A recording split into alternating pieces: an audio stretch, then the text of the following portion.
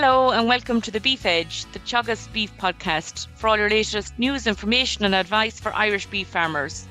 I'm Catherine Egan, and on the final episode of the Beef Edge podcast for 2022, I'm delighted to be joined by Teagasc Drystock advisor Christy Watson, based in Naas, County Kildare. As Christy retires this year, he gives his insights into changes and challenges that he's seen over the past 4 decades. Christy, you're very welcome. When you first joined Teagasc, talk me through how you first got into advisory and your career in Teagasc. I did my ag degree in UCD and then a master's, and I joined Teagasc then in October 85, and started in Leitrim in education. Then I went to Kildalton for a short while, and then joined the advisory service in Wicklow for 10 years, and then doing Drystock again. Then I moved over in 95 to Kildare, so I've been in Kildare ever since, Drystock advisor. A huge amount of experience across education and across a number of different counties.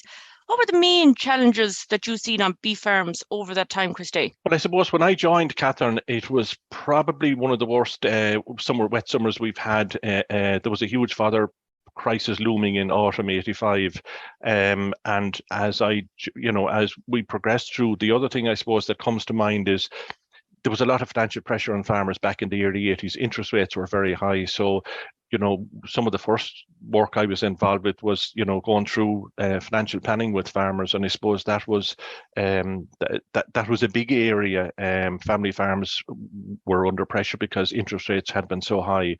There was a good deal of work in that.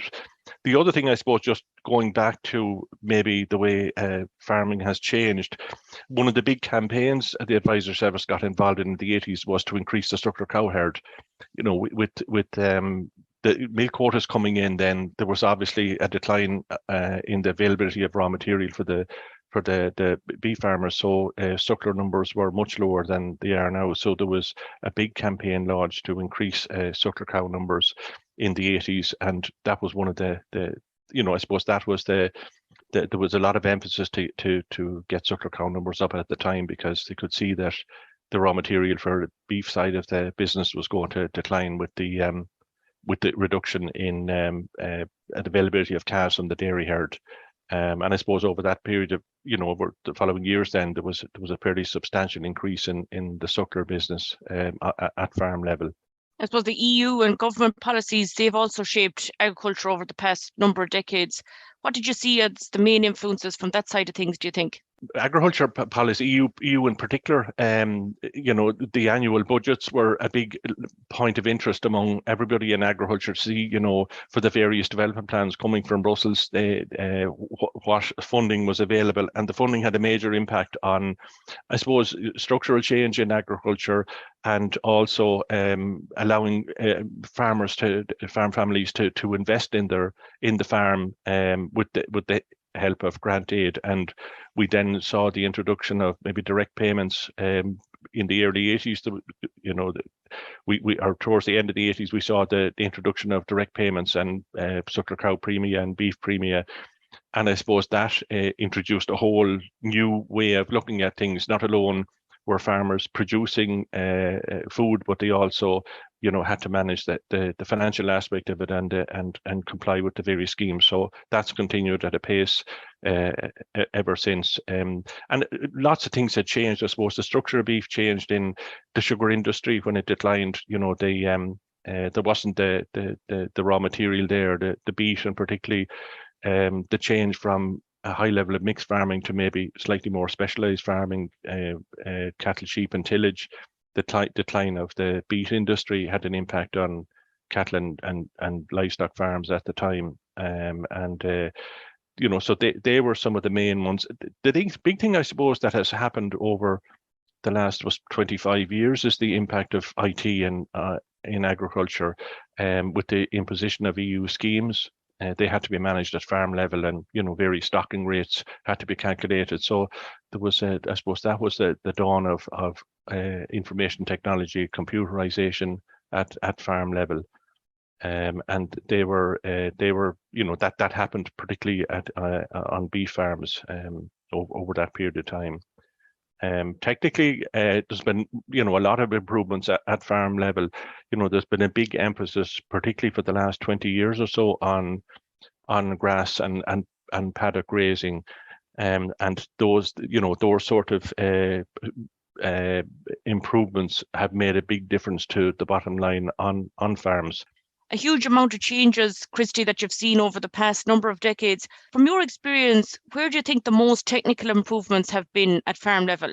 Yeah, I think the biggest improvement at farm level has been the utilization of grass and the importance of grass and the benefit farmers can see in reducing costs of production and the increased utilization of grass. That I think is probably one of the biggest ones, with concentrate use being reduced.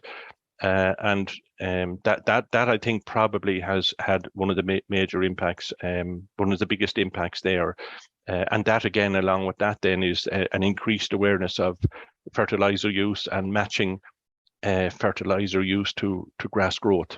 That has been I think one of the major technical improvements at farmland. Breeding as well, the impact of breeding. There has been phenomenal progress made in the whole beef side and in the sheep side as well, with the new breeding programs that have been come into place, particularly with the introduction of ICBF, and farmers have a vast array of information now to rank a bull or a ram if they're buying them in or breeding stock, and that wasn't available back in the 80s. So they're on the breeding side of it and on the nutrition from the point of view of grass. They have been, I think, some of the major ones there, and they'll be the focus of, I suppose, further improvement over the next number of years as well, and will offer a solution and an aid to the challenges that are there in relation to the whole issue of climate change. And you have always been a key advocate for grass, especially with your involvement with the Irish Grassland Association. From a grassland point of view, where do you see the scope for improvements at farm level?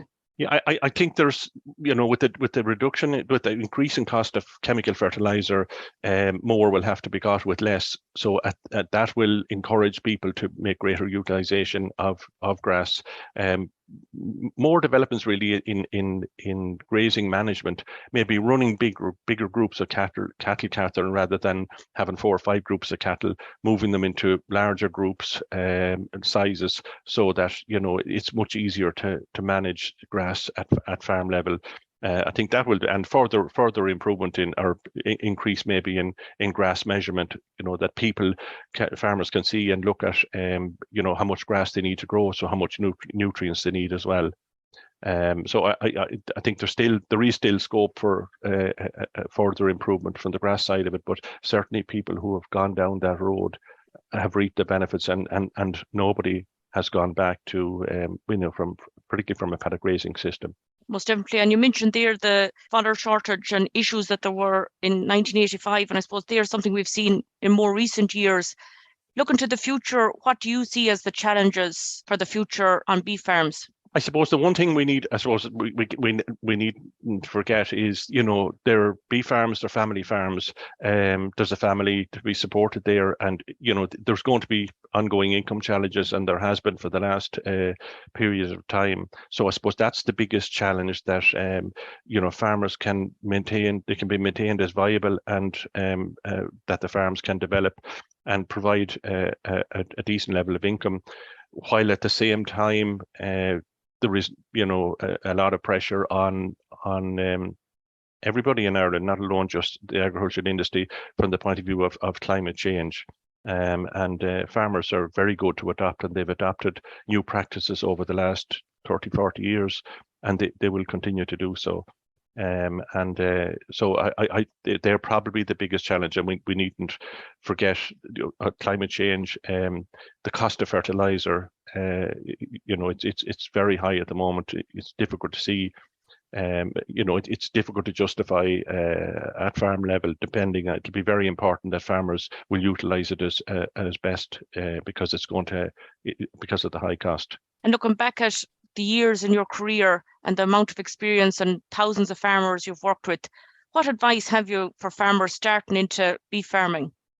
I suppose the one thing I think we all need to remember, it's a very family farms feed a lot of people. The core business is of producing food.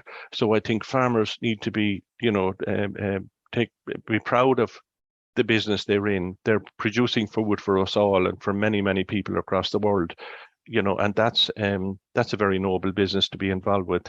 So for young people, I suppose the science is the big one, and maybe I omitted to say that the new scientific developments in grass breeding, animal breeding, the